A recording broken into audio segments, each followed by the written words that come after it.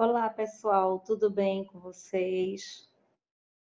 E aí, Semana do Meio Ambiente, né? Todo mundo tendo acesso à troca de informações, a temas relevantes sobre as questões ambientais. Então, de fato, é de extrema importância, né?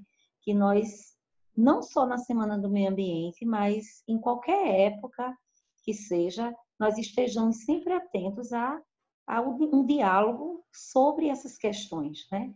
Que envolve sustentabilidade, desenvolvimento sustentável, para que a gente consiga olhar o mundo de forma mais justa, né? Para que a gente consiga conservar os nossos recursos e garantir que esses recursos sejam levados para gerações futuras.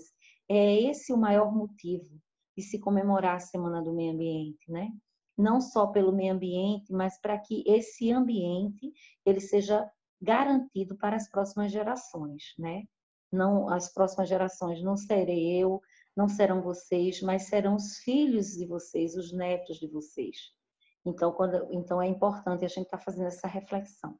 Bom, eu vou me apresentar assim que eu projetar o slide aqui para vocês, né? Então, gente, é o seguinte: meu nome é Climéria, certo? Vou colocar aqui para vocês.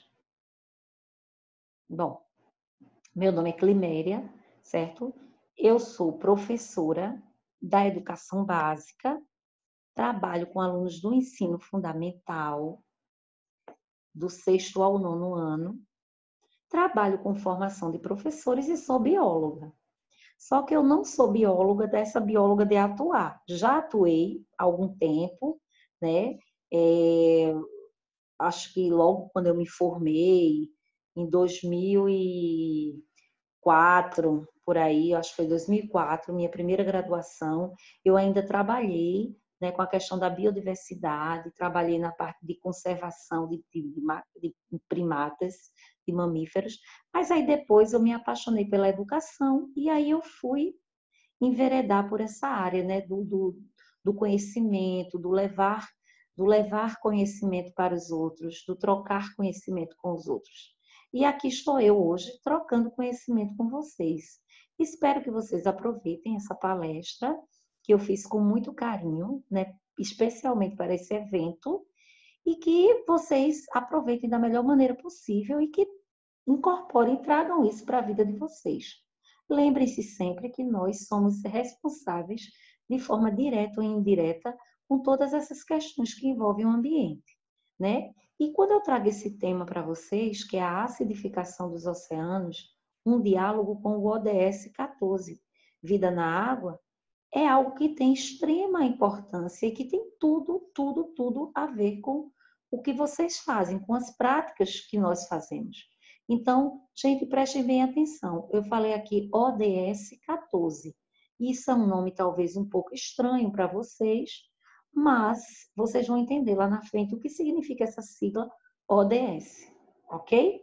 Antes de iniciar a palestra, eu quero agradecer, né, à Escola Técnica Estadual Luiz Alves Lacerda, né, pelo convite da professora Diedja e da professora Elce, para que eu hoje esteja aqui conversando com vocês, né, no Dia do Meio Ambiente, sobre um tema tão importante. E esse evento que a escola, né, que as professoras criaram, que foi o primeiro webinário, olha só que coisa bonita, né? Meio ambiente e água. Hoje a gente vai falar muito sobre água. Na verdade, esse ODS, essa sigla que vocês vão descobrir lá na frente, ela é nada mais, nada menos um ODS que fala sobre a água e a importância da água na vida, né? Na biodiversidade e na nossa vida. Bom, vamos avançar, né? Vamos ver o que é que eu trouxe para vocês. Olha, gente, antes da gente falar sobre o ODS, é importante que a gente conheça um documento que foi criado pela ONU. Para quem não sabe, a ONU é a Organização das Nações Unidas, certo? Vamos dizer que seja o órgão mais importante do mundo e que traz as discussões mais importantes sobre o meio ambiente, sobre a sustentabilidade, né? Sobre desenvolvimento sustentável. Todas essas questões que envolvem paz no mundo, cuidados com o meio ambiente, é a Organização das Nações Unidas, a ONU, que é o órgão que é mais importante, né? E que traz isso de uma maneira bem simples, querendo apresentar para vocês o que é a ONU e qual o papel dela no mundo, né? Então, a ONU, depois de muitos documentos que foram criados, a ONU, em 2015, por meio de uma conferência, né, ela apresenta para a sociedade e para o mundo os Objetivos do Desenvolvimento Sustentável. Ah, professora, quer dizer que ODS são os Objetivos do Desenvolvimento Sustentável? Sim, muito bem. Então, a ONU, em 2015, ela cria uma conferência onde ela apresenta, ela chama os chefes de estados, presidentes, pessoas importantes no mundo inteiro e anuncia um documento que vai transformar o mundo até 2030. E esse documento, ele chama de Agenda 2030. Essa agenda, ela foi criada a partir de uma consulta pública, onde a ONU ela passou 2 anos, né, perguntando para pessoas, para a população, para todas as pessoas que fizeram parte dessa consulta, o que é que elas precisam para ter uma vida mais digna. E aí essas pessoas foram falando coisas, né? A gente precisa ter acesso à educação, a gente precisa ter acesso à saúde e a todas essas coisas, né, que as pessoas realmente precisam para ter uma vida digna. E aí eles reuniram todas essas informações, né? Só a título de curiosidade, essa foi a maior consulta pública mundial, certo? Então, depois que eles ouviram todas essas pessoas, né, a sociedade civil, e eles criaram os Objetivos do Desenvolvimento Sustentável e colocaram dentro dessa agenda. Esses são os Objetivos do Desenvolvimento Sustentável, são 17. São 17 ODS. Então, toda vez que você ouvir falar em ODS, você sabe que nós estamos falando sobre os Objetivos do Desenvolvimento Sustentável. Ora, nós teremos hoje, não sei se vocês já viram, ou se vocês ainda vão ver, uma palestra da professora Leice sobre o que são esses Objetivos do Desenvolvimento Sustentável. Ela vai apresentar de forma mais detalhada para vocês. Mas eu só vou trazer aqui uma coisa. Lembra quando a ONU fez aquela consulta pública para aquelas pessoas, principalmente as pessoas que viviam em condições mais vulneráveis? Quando ela perguntou, as pessoas responderam o seguinte: para eu ter uma vida digna, eu preciso que a pobreza acabe, que diminua a fome, que a gente tenha acesso à saúde, à educação, a saneamento, né? Que reduza as desigualdades, que a vida na Terra seja preservada, o oceano, e assim foi. Então, eles reuniram todas essas falas, né? Essas pesquisas em 17 ODS. Nós, hoje, vamos discutir um ODS, que é chamado ODS 14, Vida debaixo d'água, ou Vida na água. Esse ODS, ele vai trazer algumas discussões importantes para que a gente entenda como é importante cuidar dos mares e dos oceanos, tá certo?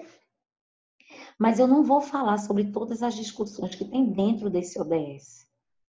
Eu vou falar apenas de uma, e uma delas é a acidificação dos oceanos. Bem, esse ODS, ele diz o seguinte, gente, só para que vocês entendam, cada ODS, cada objetivo, ele vai ter algumas metas, certo? Então, toda vez que você ouvir falar num objetivo do desenvolvimento sustentável, você vai saber que esse objetivo, ele tem as suas metas. E o que são metas? São coisas que têm que acontecer até um determinado período. Por exemplo, vou falar de uma meta minha. Eu pretendo, até o ano de 2022, concluir um curso. Então, é a minha meta. Então, eu vou trabalhar, eu vou me esforçar, eu vou fazer coisas para que eu consiga atingir aquela meta, porque o meu objetivo é esse. Então, eu tenho que alcançar ele. Então, eu vou ter metas. Então, até o final desse ano, eu vou ter que fazer todas as leituras. Até o final do próximo ano, eu vou apresentar o meu trabalho de conclusão. Então, metas são o quê? São pequenas etapas para que eu consiga chegar a um objetivo. A mesma coisa são os objetivos do desenvolvimento sustentável. Para que cada objetivo seja cumprido, é preciso que se estabeleçam metas. No caso do ODS 14, eu trouxe para vocês algumas metas, só para vocês terem conhecimento. Mas existem mais metas dentro desse objetivo. Só que uma delas é a que nós vamos tratar, que é a acidificação dos oceanos. Bem, a primeira meta fala reduzir significativamente a poluição marinha. Então, é importante que a gente saiba que para alcançar esse objetivo, a gente precisa, até o ano de 2030, reduzir a poluição marinha. E o que é a poluição marinha? A poluição por plástico, a poluição por óleo, a poluição por nutrientes, né? A, a, como é que se diz? A é, poluição por resíduos, microplástico. Então, existem vários tipos de poluição marinha. Então, para que essa meta seja alcançada, é importante que até o ano de 2025 a gente consiga reduzir. Uma outra meta desse objetivo é proteger os ecossistemas marinhos e costeiros, certo? Uma outra meta é minimizar e enfrentar os impactos da acidificação dos oceanos. Olha, gente, essa daqui é a nossa meta principal. Esse é o foco da nossa palestra de hoje.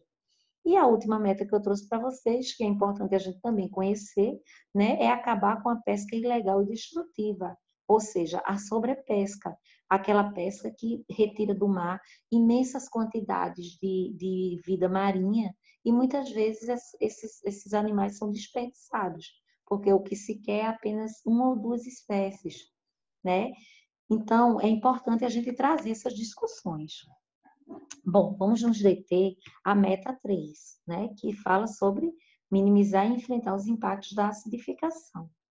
Pessoal, para que a gente entenda isso, vamos ler direitinho, né, com mais cuidado essa meta. Ela diz o seguinte, a meta 14.3, 14 porque vem do ODS 14 e 3 porque ela é a meta 3. Então, ela diz o seguinte,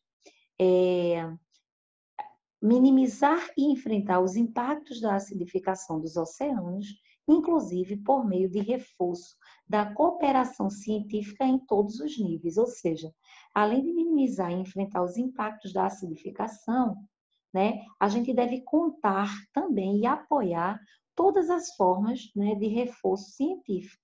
Todas as pesquisas, todos os estudos, eles são importantes para que a gente consiga enfrentar a questão da acidificação dos oceanos, né? Então, é importante investir em ciência, é importante investir em tecnologia, né? E aí eu deixo para vocês aquela reflexão, né? Sobre as políticas públicas que hoje a gente enfrenta. Será mesmo que nós temos pessoas no governo que estão preocupadas em, em dar apoio à ciência, né? Então, são coisas que vocês devem já estar refletindo, porque isso também impacta na vida de vocês, né? Então, quais são as políticas públicas hoje, né? O que é que o governo vem fazendo para garantir que essas pesquisas elas se intensifiquem, para que exista um cuidado com o meio ambiente, né? Porque só dessa forma a gente vai combater de forma eficiente os impactos que existem no ambiente, né? Além das nossas ações, mas a gente também tem que contar com a comunidade científica e temos que contar também com os investimentos na ciência, ok? Então, vamos continuar. Talvez as coisas já estejam clareando para vocês. Bom, então, gente, não dá para a gente deixar de falar em ODS 14 sem a gente levar em consideração um evento muito importante que se chamou a Conferência sobre os Oceanos, né? Então, veja só, em 2015 a ONU ela apresenta para o mundo os 17 Objetivos do Desenvolvimento Sustentável. Só que ele foi apresentado, ele não foi implementado. Implementar é quando a gente começa a ter ações para colocar em prática esses objetivos. Então, em 2017, a ONU, lá em Nova York, ela reuniu chefes de Estado e governo, né? E aí eles tinham um objetivo, dentro dessa Conferência dos Oceanos, de apoiar a implementação do ODS 14. Ou seja, eles queriam criar ações, discutir propostas para que fosse realmente esse ODS, aquelas metas que eu falei, de diminuir a poluição, de combater a pesca, de diminuir a acidificação, que isso fosse realmente colocado em prática. Mas para isso eles precisaram reunir pessoas e criar um documento. E eles criaram um documento muito grande, de extrema importância, que eu, assim, posso deixar para vocês aqui a indicação da leitura. Se vocês entrarem no site da ONU e colocarem Conferência dos Oceanos, vocês vão ter acesso a esse documento, caso vocês tenham curiosidade, certo? Então, esse documento, ele dizia mais ou menos assim, eles reconheciam nesse documento que os oceanos, eles são fonte de biodiversidade. Eles são provedores vitais de alimento e nutrição, né? A gente sabe que aproximadamente 2 bilhões de pessoas, né, consomem as coisas que vêm dos recursos marinhos, né? Na verdade, a gente sabe, não. Eu estou falando esse dado porque eu sei, não sei se vocês sabem, né? Estou passando essas informações para vocês.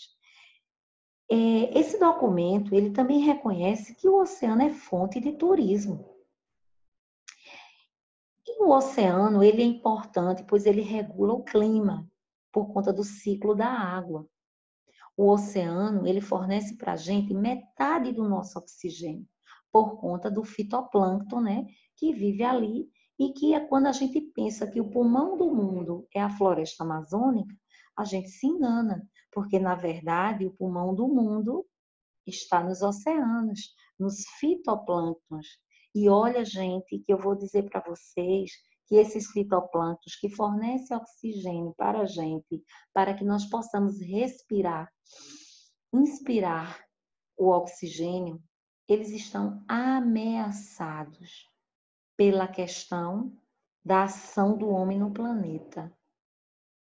Espero, vocês vão saber mais coisas.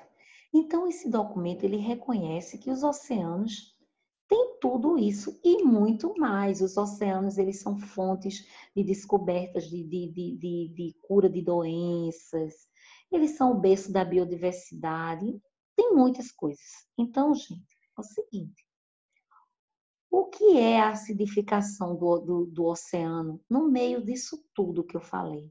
O que significa, então, acidificação dos oceanos? Aí agora a gente vai entrar na meta principal, né? Que é o seguinte: não sei se vocês sabem, mas nós estamos toda hora com nossas ações levando para a atmosfera um gás perigosíssimo que está destruindo o planeta. E o nome desse gás se chama gás carbônico, né? Então, toda vez que a gente faz uso de combustíveis fósseis, né? Que a gente queima petróleo, né? Que a gente come carne bovina, porque esses animais liberam, não gás carbônico, mas liberam gás metano, que também tem carbono, né? Na sua molécula. As atividades industriais, as queimadas, até o ato da gente respirar, quando a gente inspira oxigênio e expira CO2, a gente está levando, mandando para a atmosfera carbono. E aí vocês me perguntam, e o que é que tem a ver essa questão do desmatamento? Então, esse desmatamento a gente vai discutir lá na frente. Por quê? A gente manda toda hora carbono para a atmosfera. E as únicas espécies que poderiam resgatar e sequestrar esse carbono da atmosfera seriam as árvores e o fitoplâncton que está no mar. E o que é que a gente faz? A gente mata o fitoplâncton e o zooplâncton com a acidificação dos oceanos e a gente desmata as florestas que poderiam ser sequestradoras de carbono no processo de fotossíntese, né? Para em prol das nossas atividades diárias. Então, a gente consegue fazer duas coisas. A gente consegue demandar carbono para a atmosfera e, ao mesmo tempo, impedir que esse carbono seja resgatado e que seja puxado da atmosfera. Gente, por que eu estou falando dessa questão do carbono? A gente tem que saber que a questão do acúmulo do carbono na atmosfera é o que vem provocando os grandes danos ao meio ambiente, certo? Então, é o seguinte, toda vez, agora vamos entrar um pouco no processo da acidificação, certo? Então, toda vez que a gente demanda gás carbônico, né, para a atmosfera, o planeta vai ficando mais cheio desses gases. A nossa atmosfera vai ficando cheia desses gases. CO2, CO, CH4. Então, essa quantidade de gás carbônico que está na atmosfera, né, não só gás carbônico como outros gases, mas principalmente o CO2, que é o gás carbônico, uma parte deles fica na atmosfera, tá? Aqui nessas nuvenzinhas. Uma outra parte, em torno de 30 a 40%, ela entra nos oceanos. E aí é onde mora o problema. É aí onde começa o problema da acidificação dos oceanos. Uma vez esse carbono dentro dos mares e dos oceanos, esse carbono quando se combina com a água, ele vai aumentar a acidez do oceano. Como, professora? Vai ter uma reação que a gente vai conhecer e que vocês vão ver como essa acidez vai impactar na vida marinha. Toda vez que eu falar em aumento de acidez, eu vou sempre pensar nessa escala aqui de pH. Essa escala de pH, ela varia de 0 a 14, onde 7 é a metade da escala. Tudo que estiver abaixo de 7 é ácido. Tudo que estiver tendendo para 14, acima de 7, é básico. Se eu digo para vocês que o oceano está ácido, ele está no sentido o quê? De cima para baixo. Ele está ficando ácido, ou seja, ele está descendo nessa escala. Ok? Então, o ácido, quanto de 0 a 14, ele vai ficando alcalino. De 14 para 0, ele vai ficando ácido, certo? Quanto menor, o número mais ácido. Quanto maior, o número mais básico. E no meio, o pH significa que o pH está neutro. O oceano está em torno, a acidez do oceano está aqui em torno de 8, por aí, certo? Então, à medida que o tempo está passando, né, que a gente está mandando CO2 para a atmosfera, esse número ele está descendo, a tendência é ele descendo cada vez mais, ficando mais ácido. Mas o que é que isso tem a ver, essa acidez, né? Existe uma coisa, toda vez que a gente combina gás carbônico na atmosfera e aumenta essa acidez, libera-se na água do mar uma grande quantidade de hidrogênio. E esse hidrogênio ele tem um poder muito grande. É esse hidrogênio que vai, vamos dizer assim, demandar todas as reações químicas que vão acontecer dentro do oceano. Então, gente, olha só o que acontece. Vamos agora bem do início. O CO2 que está na atmosfera entra em contato com a água, né? E aí vai se combinar.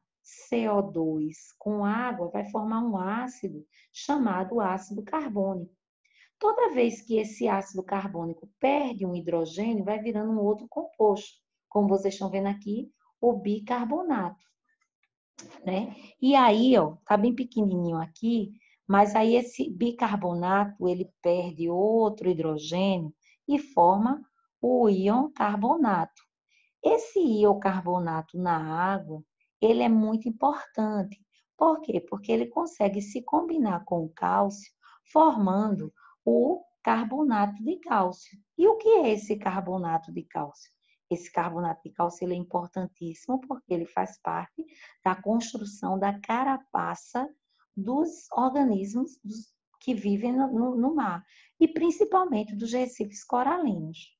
Ocorre que acontece o seguinte, toda vez que esse gás carbônico se mistura com a água, que forma o ácido carbônico, que começa a liberar hidrogênio, libera hidrogênio, a água fica cheia de hidrogênio. E esse hidrogênio tem um grande poder, isso, o perigo todinho está aqui. Por quê? Porque esse carbonato de cálcio, ele além de ter afinidade com o cálcio, ele também tem afinidade com o hidrogênio. Então, em vez de ele se combinar com o cálcio, ele vai se combinar com o hidrogênio, formando o bicarbonato.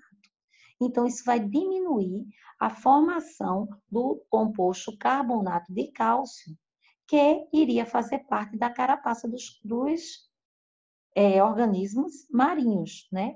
Então, se não tem carbonato de cálcio, consequentemente, não vai ter organismos marinhos, não vai ter corais, se não tiver corais, não vai ter alimento, se não tiver alimento, vai afetar a cadeia alimentar.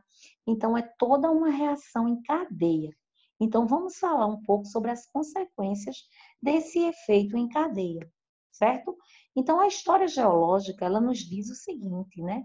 Que em um período atrás, né, o mundo ele já sofreu com o efeito de acidificação, né? Hoje a gente observa que esse efeito ele existe em forma de cascata, ou seja, toda vez que o carbonato de cálcio diminuir no oceano, né, através daquela reação química que a gente falou lá atrás, né, essas reações químicas elas reduzem a disponibilidade dos íons carbonato. Consequentemente, isso vai afetar aqui, ó, no plâncton, né? Ou seja, na formação do zooplâncton, que eles são feitos de carbonato de cálcio nas suas carapaças. Então, se não tem plâncton marinho, né? Se não tem zooplâncton, então isso vai afetar também a cadeia alimentar, os peixes que se alimentam do zooplâncton e até a gente que precisa desse zooplâncton, né? Uma outra coisa importante da gente saber é que o aumento da acidificação dos oceanos, ele vai gerar quedas em taxas metabólicas de animais que vivem no ambiente marinho. E esses animais, eles vão ter quedas nas suas respostas imunes, eles vão diminuir a imunidade. Quando eles diminuem a imunidade, eles ficam confusos. Então, muitas vezes, eles não sabem quem é presa e quem é predador para eles. É como se eles não reconhecessem o que é inimigo, o que é amigo. Veja só, isso tudo porque nós emitimos CO2 para a atmosfera e esse CO2 entrou na água. Veja quanta reação. Uma outra coisa que os estudos que a ciência descobriu é que a quantidade de CO2 na água aumenta o ruído nos oceanos. Isso afeta diretamente o processo de ecolocalização. Muitos animais marinhos, eles para se locomoverem, para se orientarem na água, eles geram uma vocalização, que a gente chama de ecolocalização, que faz com que eles se orientem. Então, quando tem ruído, por conta da quantidade de CO2 que está dentro da água, eles ficam desorientados dentro da água. Uma outra coisa importante é que ambientes ácidos interferem na construção de ossos, né? Da audição e do equilíbrio de algumas espécies. Então, por exemplo, algumas espécies de lula, elas ficam desorientadas também dentro da água. Por quê? Porque os ossinhos que fazem parte do sistema de orientação são corroídos, né? Por conta da acidez dos oceanos. E uma última consequência que eu trouxe para vocês aqui é que quanto mais CO2 existe na água, maior é a produção de algas marinhas. É bom ter algas marinhas? É, mas ninguém sabe até que ponto é bom ter uma superpopulação, porque isso pode gerar uma desorganização na cadeia alimentar. Então, gente, eu trouxe para vocês aqui todas essas consequências, nessas reações em cascata, que uma simples ação de você, em vez de ir para a escola com a sua bicicleta, você ir de carro, por exemplo, né? É muito mais sustentável você ir de bicicleta ou você ir a pé do que você ir de carro. É muito mais sustentável você ir de ônibus, que cabe 30, 40 pessoas dentro do ônibus, do que você pegar um carro, gastar a mesma quantidade de combustível para ir só você dentro do carro. Por quê? Porque você está emitindo CO2 para a atmosfera. E quando você emite CO2 para a atmosfera, você está aumentando o processo de acidificação dos oceanos. Então, tudo isso acaba sendo responsabilidade minha e sua, que nós, com nossas práticas, emitimos esse CO2 na atmosfera. Interessante isso? Pois é. Então, eu trouxe para vocês aqui, só para vocês entenderem, uma árvore de problemas. Essa árvore de problemas traz para nós algumas ações, né, que a gente faz no dia a dia, que são as queimadas de combustíveis fósseis, né, o desmatamento, o aumento da temperatura do planeta, tudo isso são as causas. Nós somos, isso são as raízes dos problemas, né? Essas causas, elas geram efeitos. Um dos efeitos da emissão de CO2 por conta das queimadas é a acidificação dos oceanos.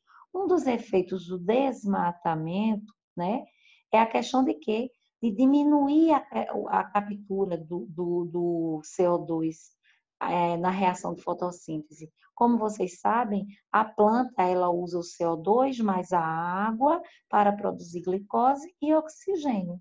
Se não tem CO2, se não tem árvore, não vai ter resgate do CO2. Então, esse CO2 permanece na atmosfera e depois ele entra nos oceanos. O aumento da temperatura também é importante a gente falar que ele gera um efeito muito devastador nos corais, né? Existem algumas algas que vivem em associação com os corais que são extremamente sensíveis a altas temperaturas. Então, toda vez que o planeta estiver aquecido, ou seja, o aumento da temperatura mata essas algas e os corais ficam branqueados e enfraquecidos. Então, isso também é um problema ambiental. Então, tudo isso está relacionado a esse gásinho aqui, ó, que ninguém dá nada por ele, mas que todo mundo emite ele de toneladas anualmente. Se você quer saber, aqui está uma imagem que eu trouxe para vocês, ó, do branqueamento de corais. Né? Ou seja, ó, o coral normal com a alga e o coral sem a alga, ou seja, branqueado. Né? O processo de branqueamento se dá por conta da morte das zooxantelas, né? Que são algas presentes nos corais. Então, se o planeta está quente, está aquecido, essas algas morrem, certo? E aí o coral fica branqueado e o coral também morre. Uma outra imagem que eu trouxe para vocês aqui, só para vocês saberem, né? Diferenciar o que é efeito estufa e o que é aquecimento global. O efeito estufa é um efeito natural na Terra, no nosso planeta. É importante ter o efeito estufa. O efeito estufa garante e mantém a temperatura da vida no planeta. Porém, se nós emitirmos uma grande quantidade de gases na atmosfera, como vocês estão vendo desse lado da imagem, essa quantidade de gases vai fazer com que o calor entre, mas quando o calor for sair, ele esbarra nessa cortina de fumaça e volta para a Terra, o que vai manter a Terra mais aquecida. Então, gente, olha só quantos problemas a gente pode, né, gerar. Existe um dado, eu não lembro agora qual foi a, a ONG que falou, acredito que foi a própria ONU que disse que do jeito que a vida vai, do jeito que a gente vive, né, de maneira a transformar o mundo e a produzir coisas e a produzir poluentes, eram necessários 3 planetas Terras para poder suportar o estilo de vida que a gente leva. No entanto, nós só temos um planeta e é dele que nós temos que pensar. É nele que é desse planeta que nós temos que cuidar. Então, a minha mensagem é essa, né? Que a gente cuide desse planeta, mas que a gente cuide e que a gente olhe principalmente para as nossas ações diárias, certo? Para que nós tenhamos práticas sustentáveis. E eu deixo aqui para vocês como uma atividade, né? Algumas atividades, como a calculadora de carbono.